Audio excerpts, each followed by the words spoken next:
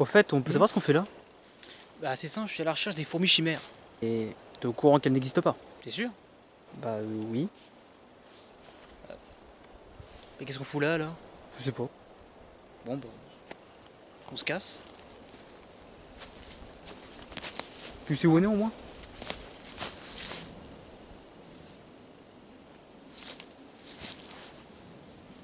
Salut tout le monde et bienvenue pour un nouveau cocktail manga. Alors déjà, pourquoi il sort aussi tard? Déjà, je fais peu de vues pendant les vacances, donc je sors moins de vidéos. Et ensuite, je comptais faire cette vidéo de base sur la brigade fantôme. Mais vu qu'il se passe des choses avec eux après l'animé, bah il aurait fallu que je fasse l'animé d'abord pour lire la suite en manga, ce qui a retardé encore plus la sortie de cette vidéo. Bref, commençons tout de suite. Ah, et j'ai oublié de préciser que je spoil l'entièreté de l'animé.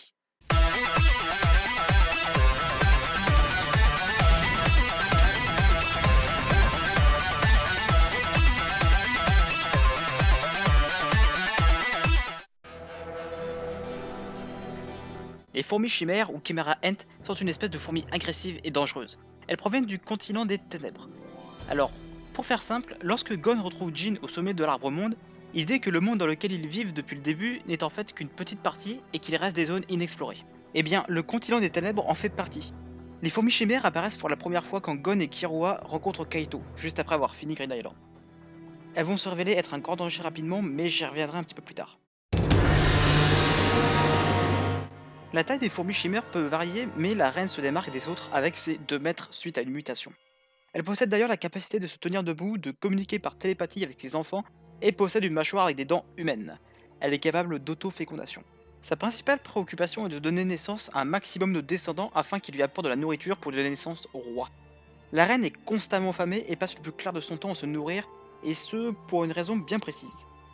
Alors là, si je vous dis que ça c'est une fourmi chimère, ou ça, et aussi ça, vous me dites, Nique ta mère. ou qu'est-ce que tu as pris? Alors la réponse est de la mettre, mais pour le coup, il s'agit bel et bien de... En effet, l'élément biologique le plus important de cette espèce se nomme absorption hybride. Pour faire simple, les appareils digestifs et reproducteurs de la reine sont liés. Ainsi, l'apparence et les caractéristiques des proies qu'elle mange sont directement conférées à ses descendants, ce qui explique leur grande diversité. Une fois qu'elle a assez mangé, elle pond une espèce d'œuf en forme de cocon et l'attache au plafond. Elle pond entre 1 et 5 œufs après chaque repas. Les œufs éclosent alors et une nouvelle fourmi est née. D'ailleurs, la reine donne naissance à de petites fourmis. Eh mais attendez, j'ai l'impression de faire un documentaire sur Arte en fait. D'ailleurs, la reine donne d'abord naissance à de petites fourmis ouvrières qui vont alors construire le nid à la manière des termites. Pour en revenir à ce que je disais tout à l'heure, au début les premiers descendants ressemblent davantage à des monstres insectoïdes, mais la reine commencera alors à consommer des humains, qui est leur nourriture préférée au passage. Ce qui donnera ensuite un aspect plus humain aux descendants, ainsi que la capacité de parler et une intelligence au même niveau que celle des humains. Je ne vous raconte pas le problème que c'est si la reine se met à manger des utilisateurs de naines. Les descendants, quant à eux, peuvent se reproduire avec quasiment n'importe quelle autre espèce, humaine ou animale. La hiérarchie au sein de cette espèce est semblable à une hiérarchie militaire. Tout en haut, nous avons donc la reine, ensuite la garde rapprochée, les commandants, les lieutenants et les soldats et ouvriers. Évidemment, les soldats obéissent aux lieutenants qui eux-mêmes obéissent aux commandants. Une fois que le roi est né, la hiérarchie est modifiée car la garde rapprochée passe sous les ordres du roi et les commandants sont alors sous l'autorité directe de la reine. À chaque cycle, la reine donne naissance à un nouveau roi qui vont alors s'accoupler avec les autres espèces afin de donner naissance aux reines de la prochaine génération. Les fourmis chimères de la nouvelle génération présentent plusieurs caractéristiques communes malgré leur diversité due à l'absorption hybride. Il faut savoir qu'au début de l'arc, la reine ne se nourrissait que de divers animaux comme des insectes, des poissons et des chauves-souris, ce qui donna naissance à des fourmis peu intelligentes et ressemblant davantage à des insectes justement. Malgré leur faible intelligence apparente, ils étaient capables de comprendre et de suivre les ordres de la reine. Dès lors que la reine a commencé à manger des humains et des animaux, disons, plus colossaux, les fourmis ont alors subi une énorme évolution sur le plan physique et psychologique, pouvant parler et réfléchir tels des humains. Une chose importante est que le caractère de cette nouvelle génération est influencé par plusieurs facteurs, notamment leur ancienne vie. En effet, la plupart d'entre elles conservent un ou plusieurs souvenirs de leur vie d'avant venant de la mémoire des créatures et des humains que la reine a mangés. Cela varie d'un individu à l'autre puisque certains se souviennent même de leur prénom. D'autres en revanche conservent davantage leur caractère animal. Indirectement, on peut dire que les humains qui ont été mangés ont été en quelque sorte réincarnés, comme Kaito par exemple.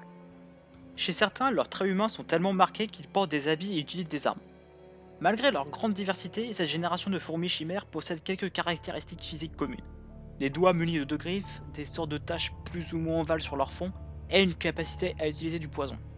A noter que ni le roi et ni la garde rapprochée ne possèdent ces caractéristiques, ce qui peut suggérer qu'ils sont suffisamment évolués par rapport aux autres. Les fourmis chimères mangent de tout, mais leur nourriture préférée reste le cerveau humain, notamment ceux des proies exceptionnelles qui sont des utilisateurs de naines. Tiens, bah puisqu'on parle du naine, il se trouve que les fourmis chimères parviennent très bien à le maîtriser. Alors qu'on soit bien clair, je ne vais pas présenter tous les commandants parce que déjà il y en a genre 28, et je ne suis même pas sûr qu'on les voit tous. Je vais cependant m'attarder sur certains d'entre eux qui ont un rôle important dans cet arc, ou du moins qui sont assez présents. Et on commence tout de suite par le premier commandant à apparaître, Koruto. Non, ce n'est pas un mélange entre une carotte et Naruto. Oh putain, c'était mauvais comme blague. Koruto était de base un gamin qui cherchait à protéger sa sœur de tout, mais a fini par se faire capturer, puis bouffer par la reine, pour mon plus grand plaisir. Non, sérieux, quand tu le vois apparaître pour la première fois, tu peux trouver ça mignon et tout, ou très casse-couille parce que c'est cucu. Enfin bref, je m'égare complètement. Koruto est très fidèle envers la reine, voire peut-être la fourmi la plus fidèle. Après la naissance du roi, la reine fut mortellement blessée et il décida de faire la paix avec les humains afin de la sauver. Au final, il promit de ne plus manger d'humains et éleva le dernier enfant de la reine. De plus, Koruto s'est veillé aux naines. Alors, pour la petite histoire, Ramoto, un de ses subordonnés, a affronté Gon et Killua mais s'est fait une branlée. Cependant, les attaques de naines qu'il a subies ont éveillé ses chocos, ce qui lui a permis de maîtriser son aura. Ainsi, Ramoto a veillé la grande majorité des fourmis chimères aux naines, dont Koruto. On passe à très certainement le commandant le plus rapide, Jido. Il ressemble à un guépard et possède donc une vitesse comparable, voire supérieure. Jido est quelqu'un de confiant en sa vitesse, n'hésitant pas à narguer et se moquer de ses adversaires. Il est l'un des commandants les plus forts, même sans maîtriser le nen. Jido est capable de courir à une vitesse de 200 km/h, ce qui lui permet non seulement de parcourir de très grandes distances en très peu de temps, mais également d'éviter les attaques adverses et de contre-attaquer. Il est par exemple assez rapide pour éviter des balles. Il affrontera Moro après qu'il ait maîtrisé son Hatsu de la matérialisation. Sa technique consiste à créer un espace de la taille d'un terrain de baseball et de s'y enfermer avec la personne qui l'a frappé. Une fois à l'intérieur, son adversaire a jusqu'à 8 heures pour l'attraper et ainsi se libérer. Le seul problème est qu'il n'a aucune patience, ce qui permettra à Moro de gagner facilement. Pris de colère, il matérialisera une arbalète avec des griffes complètement inutile. Après avoir maîtrisé une nouvelle capacité, il croisera Zeno et voudra l'affronter, mais Sylva le tua. Sazan est la seule fourmi femelle parmi les commandants, il me semble. Alors, après la naissance du roi et donc la mort de la reine, les fourmis chimères se séparèrent plus ou moins en 4 groupes. Celles qui décidèrent de rester avec la reine pour tenter de la sauver, celles qui jurèrent fidélité au roi pour obtenir une nouvelle capacité de naine, celles qui s'allièrent aux humains pour tuer le roi, et celles qui partirent dans d'autres régions du monde pour devenir roi et reine à leur tour. Eh bien, Zazan fait partie de cette dernière catégorie. Elle établit donc son nid avec ses subordonnés, mais à l'étoile filante, là où se trouve la brigade fantôme qui décide donc de se débarrasser d'elle. Zazan possède une queue de scorpion qui possède 2 usages. Elle peut empoisonner quelqu'un et peut transformer les humains en fourmis chimères avec sa capacité de naine, le Queen Shot. Elle est également très forte et rapide car elle a pu rivaliser pendant un temps avec Phaeton, un des membres les plus forts et les plus rapides de la brigade. Après que ce dernier réussit enfin à la toucher au visage, elle devient furieuse et beaucoup plus violente. Elle arrache alors son dard et se transforme en monstre, ce qui augmente sa force physique et la dureté de sa peau. Elle semble également capable de projeter son aura. Elle finira par se faire tuer par Phaeton et son Rising Sun. On poursuit avec Léor, anciennement nommé Agia. Léor est une des fourmis à qui son caractère animal a le plus été conservé. C'est quelqu'un d'ambitieux et de prudent, n'hésitant pas à fuir un combat perdu d'avance. Léor est intelligent et préfère éviter de montrer ses capacités aux autres. Il est au commandement de 2 fourmis chimères, Flotter et Ina. Alors, pourquoi je vous parle d'eux? Eh bien, c'est parce que la capacité de Flotter nous intéresse ici. En effet, sa capacité de naine s'appelle Libellule Satellite. Elle lui permet de voir à travers leurs yeux. Ainsi, il peut voir ses ennemis sous différents angles, ce qui est très utile pour la surveillance. Pour revenir à Léor, sa capacité se nomme Rental Pod, et de la spécialisation. Cette technique lui permet d'invoquer une sorte d'iPod avec lequel il peut louer les Hatsu des autres, afin de s'en approprier les capacités, et donc il l'a utilisé avec Flotter. Cependant, pour pouvoir utiliser son pouvoir, il faut que la personne à qui il doit emprunter le pouvoir ait une dette envers lui, et elle doit être confirmée par des mots. De plus, si la personne lui doit plusieurs dettes, Léor peut utiliser son pouvoir plusieurs fois. Ainsi, le nom de cette personne, le nom de sa capacité et son nombre d'utilisations sont inscrits sur l'iPod. Ensuite, il choisit la personne et un ticket sort. Il ne reste plus qu'à le déchirer pour obtenir les capacités souhaitées. Pendant ce temps, la personne ne peut plus utiliser son Hatsu. Il existe néanmoins plusieurs contraintes à son pouvoir. Tout d'abord, sa location ne dure qu'1 heure au maximum. Ensuite, il faut qu'il ait vu la capacité de ses propres yeux. Et enfin, si la personne meurt, il ne peut plus utiliser son Hatsu. Avec son Rental Pod, il a utilisé la technique du Tube, Imura Point, qui consiste à matérialiser une planche de surf avec une sorte de trident, ainsi que de gigantesques masses d'eau. Il affrontera Moro avec cette technique, mais finira par manquer d'oxygène à cause de la respiration de Moro qui lui remplira la pièce de CO2. Il tomba dans l'eau et se noya. Et j'ai envie de finir cette présentation des commandants avec Méléoron. Il est d'abord présenté comme un commandant laxiste et indulgent, mais c'est après la mort de la reine et la séparation des fourmis chimères qu'on le découvre réellement. C'est l'une des rares fourmis à se souvenir de son ancienne vie. En effet, Méléoron se souvient que Penguin, une autre fourmi chimère, était son père adoptif lorsqu'il était encore humain. Mais le roi le tua et le dévora devant lui. Méléoron a donc pour objectif de tuer le roi pour se venger et se présente au groupe de Gon pour qu'il s'allie avec eux. Méléoron possède 3 capacités assez semblables. Comme tous les caméléons, il sait se rendre invisible, mais on peut toujours remarquer sa présence. Sa deuxième capacité se nomme Perfect Plan. En retenant sa respiration, Méléoron est capable cette fois-ci non seulement de se rendre invisible, mais également indétectable, inodore et inaudible. Même si on le touche, on ne remarque pas sa présence, et même le N ne peut le détecter. Enfin, sa troisième capacité est le complice de Dieu, et il lui permet d'appliquer le Perfect Plan à tous ceux qu'il touche. Même si ses capacités sont un réel atout, il n'est cependant pas fait pour le combat et agit plus en tant que soutien, et jouera d'ailleurs un rôle important lors de l'opération visant à vaincre le roi. J'aimerais juste faire une première petite aparté concernant le type de Hatsu des fourmis chimères. Comme je l'expliquais un peu plus tôt, les fourmis sont parvenues à maîtriser le nen très rapidement, mais quand on s'intéresse de plus près à leur type de Hatsu, on remarque que pas mal d'entre elles sont de la spécialisation, soit la catégorie la plus rare parmi les 6.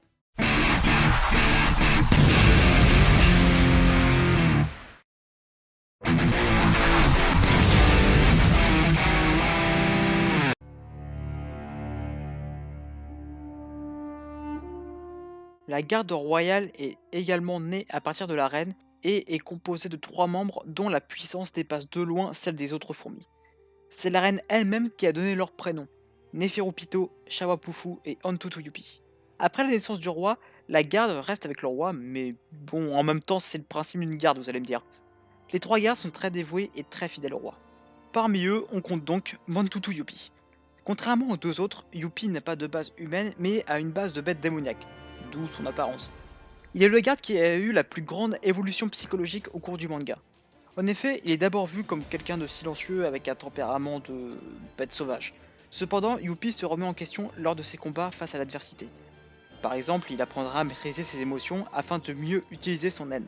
Il éprouvera même de l'admiration vis-à-vis du groupe de Moro et décidera de les laisser en vie en échange de l'ablation de Poitlin, la capacité de Knuckle. Ce changement inquiéta même Pufu, un autre garde royal, mais il verra toujours en lui sa fidélité au roi. Pufu possède une technique simple mais efficace, il peut modifier son corps comme il le désire.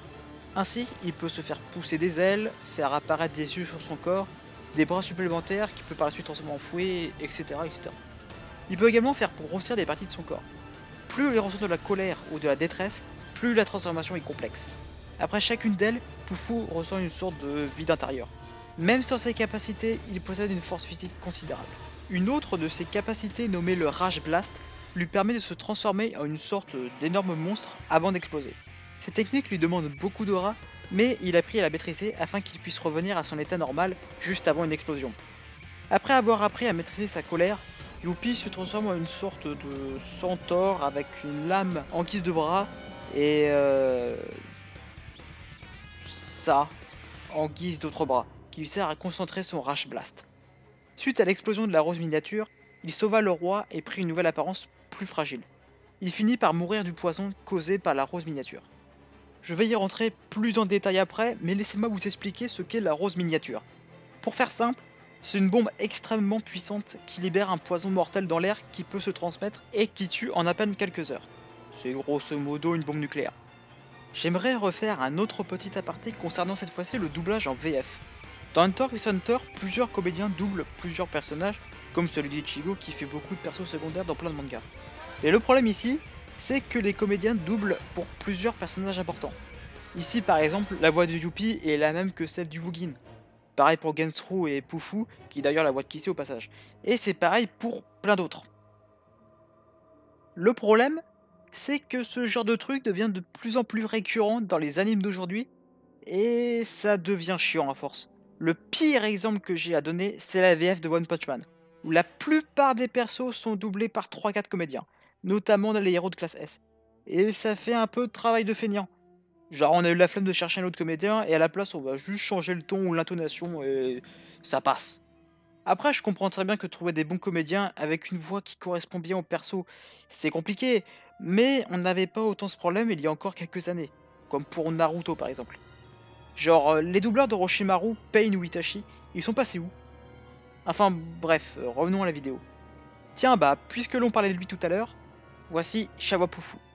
Il est d'abord vu comme quelqu'un de calme et rationnel, mais son rapport au roi le rend complètement taré. En effet, il est limite proche du fanatisme et il idéalise le roi et son objectif de tuer les humains. Par exemple, il est même prêt à se sacrifier pour le roi pour des raisons totalement absurdes et peut se lancer dans des monologues surréalistes concernant son comportement face au roi. Il est Kobuki et la jalouse, car elle a fait changer le roi et l'a rendu plus humain, l'éloignant de son but initial. Il tenta même de la tuer lorsque le roi l'a oublié à cause de sa perte momentanée de mémoire. Poufou est sûrement le plus intelligent des 3 gardes royaux et est prêt à créer des plans en secret pour protéger le roi, entre guillemets. C'est lui qui enseigna et améliora le Hatsu de diverses fourmis comme Jido ou Léor. Poufou possède diverses capacités assez utiles. Tout d'abord, il peut voler grâce à ses ailes qui peuvent se replier. Avec elles, il peut lancer des sortes d'écailles hypnotiques qui paralysent en quelque sorte les gens. Son Spiritual Message libère des sortes de particules qui permettent de jauger son adversaire lorsqu'elle rentre en contact. Ainsi, il peut sentir les émotions, l'état de pensée et d'autres informations d'une personne. Grâce à ça, il est plus ou moins capable de prédire les pensées. Les ailes de Poufou peuvent également se transformer et former un cocon. Ce cocon a 2 utilités. Il peut transformer les gens en fourmis chimères et il peut lui-même se recouvrir de son cocon afin de duper l'ennemi en utilisant son Belzébub. Cette technique lui permet de diviser son corps en autant de fragments qu'il le souhaite et à la taille qu'il souhaite. Chaque fragment est plus faible que son corps original et il est contraint de conserver son corps principal dont la taille ne peut pas être plus petite qu'une abeille. Avec cette technique, il peut recueillir plein d'informations rapidement en couvrant une large zone. Il possède également une vitesse assez élevée comme lorsqu'il a essayé de tuer Komugi. Enfin, étant donné qu'il peut diviser son corps à une très petite dimension, il peut reconstituer son corps afin de ressembler à une autre personne et modifier sa voix. A noter que son haine fut si menaçant que Pahamu a tenté de se suicider en le sentant. Au final, on ne sait pas si Poufou meurt d'abord à cause de la rose miniature ou parce qu'il fut brisé psychologiquement à cause de la décision du roi. Là encore, j'y reviendrai un petit peu plus tard. Et on finit par la première née, Nefiru Pito. Et oui, j'ai parlé des gardes dans leur ordre décroissant de naissance. Pito prend rapidement les rênes de la colonie à sa naissance. Elle est l'ennemi juré de Gon car celle-ci a fait irruption devant eux et a tué Kaito. C'est quelqu'un qui aime bien s'amuser, mais son trait de caractère le plus marquant est son sadisme. En effet, Pito est réellement terrifiante. Par exemple, elle terrifia Nove rien qu'avec son haine, alors que c'est quand même un hunter assez puissant. Elle décapita Kaito avant de faire de lui sa marionnette de combat, ou encore elle bidouilla le cerveau de Pukuru, encore vivant, pour qu'il puisse leur apprendre le nen. Pito possède des sens surdéveloppés, notamment son ouïe. Elle possède le record de distance que peut parcourir un N, qui est de 1 km contre environ 45 mètres pour un hunter qualifié. Elle réussit à éliminer Kaito en ne s'en sortant qu'avec quelques égratignures alors qu'elle venait à peine d'apprendre le nen. Pito possède une grande force physique, notamment dans ses jambes, car elle a pu parcourir une distance de 500 mètres en un seul bond. Elle a appris diverses choses sur l'anatomie et le cerveau en très peu de temps, ce qui l'aide pour une de ses capacités de Hatsu, qui est de la spécialisation. Sa quantité d'aura est très élevée, ce qui lui permet de laisser actives ses marionnettes ainsi que son N pendant des heures sans se fatiguer. Son Hatsu lui permet de matérialiser 3 types de marionnettistes différents. Tout d'abord, Celui-ci agit comme un simple marionnettiste qui contrôle les gens, même morts. Il est habituellement caché par le In et Pitou peut en produire un grand nombre. Vient ensuite son Dr Blythe, qui est spécialisé dans les soins de plus ou moins grande échelle, allant du bras cassé à la chirurgie comme recoller un bras. Dr Blythe est lié à la queue de Pitou, ce qui fait qu'une fois invoquée, elle ne peut pas se séparer de plus de 20 mètres d'elle. Enfin, il y a Terpsichore. Ce marionnettiste agit cette fois-ci sur Pitou elle-même et manipule son corps. Terpsichore manipule donc Pitou et augmente sa souplesse et son agilité, et même après la mort de cette dernière, non seulement la capacité est restée active, mais en plus elle s'est renforcée, ce qui a d'ailleurs coûté un bras à Gon. Tiens, bah puisqu'on parle de sa mort, c'est la seule qui n'a pas été tuée à cause de la rose miniature. Alors, attendez que je cherche un mot pour bien qualifier sa mort. Elle s'est faite littéralement démolir par Gon. Je vous laisse avec ce passage.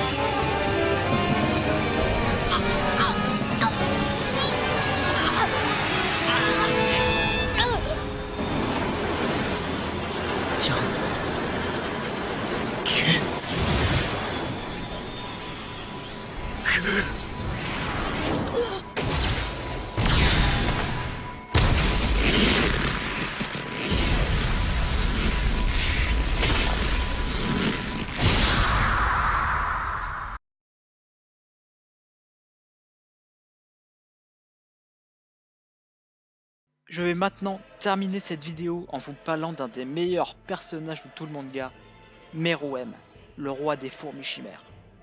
Le roi naissa quelque temps après la naissance de Youpi et blessa mortellement sa mère, la reine, en sortant de force.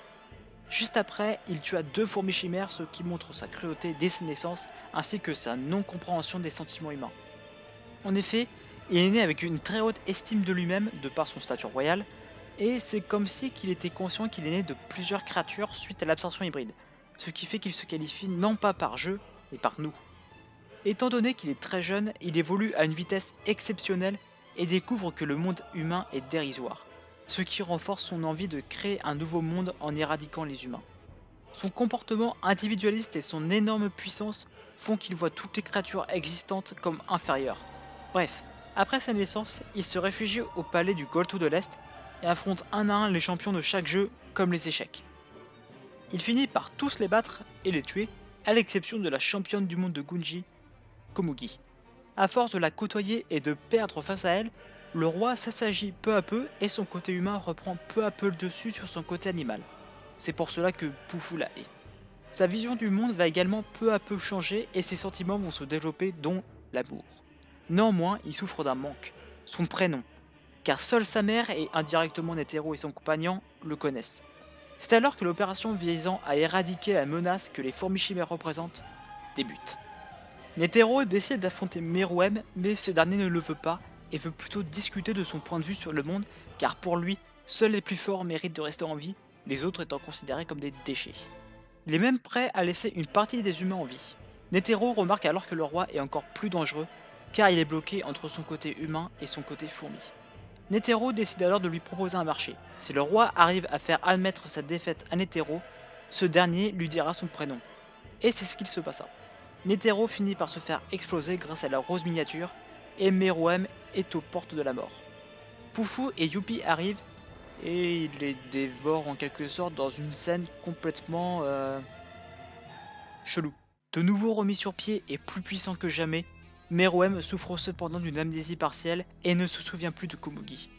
C'est là que Poufou décide de tout mettre en œuvre pour qu'il ne se souvienne pas d'elle afin que son côté humain ne revienne pas.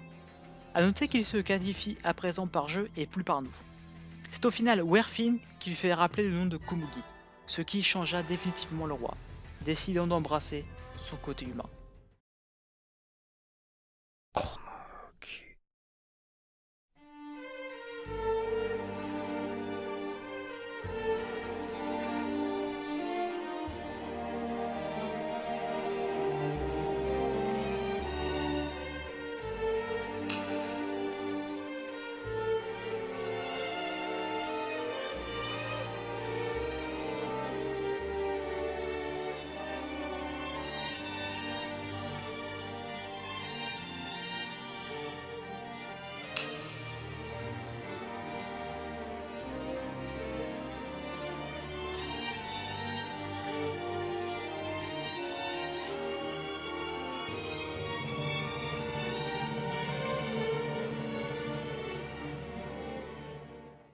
Il décide de passer les derniers instants qui lui restent à jouer au Gungi avec Komugi et décède avec elle suite au poison de la rose miniature.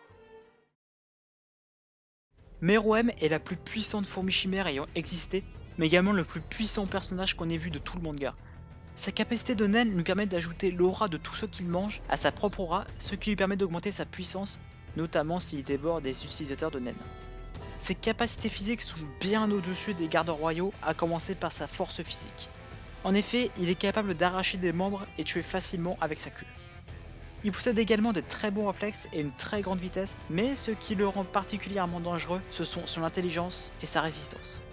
Tout d'abord, il a réussi à battre tous les champions de chaque jeu de plateau alors qu'il venait à peine d'apprendre les règles. Il utilise d'ailleurs plusieurs techniques liées au Gungi pour comprendre les attaques de Netero. Ainsi, il a pu développer son niveau en perception et en stratégie, ce qui l'a d'ailleurs beaucoup aidé pour vaincre le président. Quant à sa résistance, elle est réellement abusée. Il s'est pris des milliers de coups de la statue Ganon de Netero et n'a reçu presque aucun dommage. Même la paume de Zéro, soit une projection de tout le nen du président, ne lui a causé que quelques blessures légères. Meruem s'est même pris l'explosion de la rose miniature de plein fouet et elle en est sorti vivant. Bon, même s'il a pris très cher. Après avoir en quelque sorte mangé Youpi et Poufou, il est comme en communion avec eux et peut savoir tout de suite pour une mente. La puissance de son aura a alors énormément augmenté et il peut maintenant utiliser les techniques de Poufou et Youpi mais à un niveau supérieur. Meruem peut alors se faire pousser des ailes pour voler à une vitesse supersonique, utiliser le Rage Blast, etc. Enfin, il peut transformer son aura en photon et déployer son N à la vitesse de la lumière. Si son N détecte un ennemi, Meruem peut instantanément s'y déplacer. Il a d'ailleurs mis KO en un seul coup, mais le rond avec Knuckle. Voilà, c'est tout pour cette vidéo. Je suis conscient que le développement sur Meruem était assez long, mais il fallait que je m'attarde sur l'un des meilleurs personnages du manga, qui est une réussite du début à la fin. Dites-moi ce que vous en avez pensé dans les commentaires, et comme d'habitude, je vous dis à la prochaine pour une prochaine vidéo.